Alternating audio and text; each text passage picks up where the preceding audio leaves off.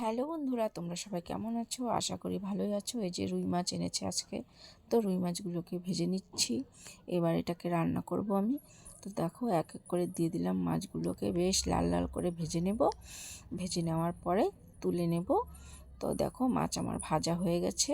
এবার তুলে নিলাম। ওই তেলেই আমি জিরা তেজপাতা ফোড়ন দিয়ে আলু বেগুন দিয়ে রান্না করব।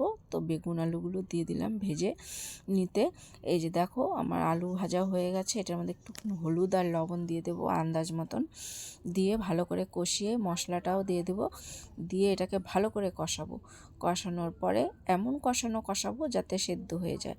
তো এই যে দেখো, সেদ্ধ আমার হয়ে গেছে। এবার আমি জল দিয়ে দেবো। তো দিয়ে দিলাম জল।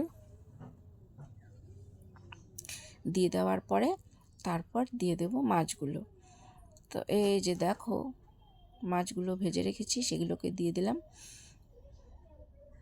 তো দেখো, অনেকগুলো মাছ। তো দিয়ে দিলাম ঝোল। তাই ঝোলটা ফুটে আসলে আমি জিরাটা আগের থেকে ভেজে রেখেছিলাম কাঠকয়লাতে, তো ওটাকে শুকনো বেটে নিয়েছিলাম। তার ভালো হলো না, তাই জল দিয়ে আবার ভালো করে বেটে নিয়েছি মিহি করে।